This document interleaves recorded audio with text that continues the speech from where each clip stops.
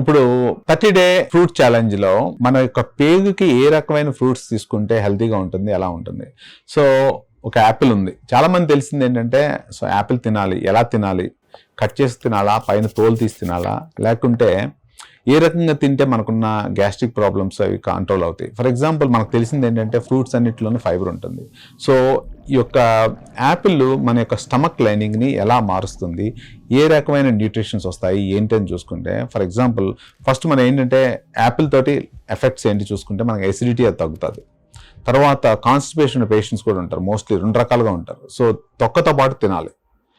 దీంట్లో vitamin C ఎక్కువ ఉంటుంది, ఫైబర్ ఎక్కువ ఉంటుంది, పొటాషియం ఎక్కువ ఉంటుంది.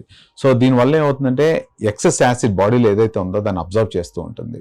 సో పిల్లలకి ఏం చేస్తారు అంటే పొద్దున పూట కనీసం variety of combination of fruits, అంటే దీంట్లో ఒక 2 slices ఆఫ్ దిస్ వన్, ఇంకొకటి వాళ్ళకున్న ప్రాబ్లమ్స్ బట్టి మనం చూసుకో, కాన్స్టిపేషన్ ఉందనుకోండి వాళ్ళకు ఇంకొక రకమైన ఫ్రూట్ దాంతోపాటు కలిపి ఇవ్వటము అట్లాంటివి. ఇది తొక్కతో పాటు తింటే మనకి మంచి డైజెషన్ కూడా ఫ్రీగా అవుతూ ఉంటుంది. మినిమం 2 slices వాళ్ళకి ఇవ్వండి.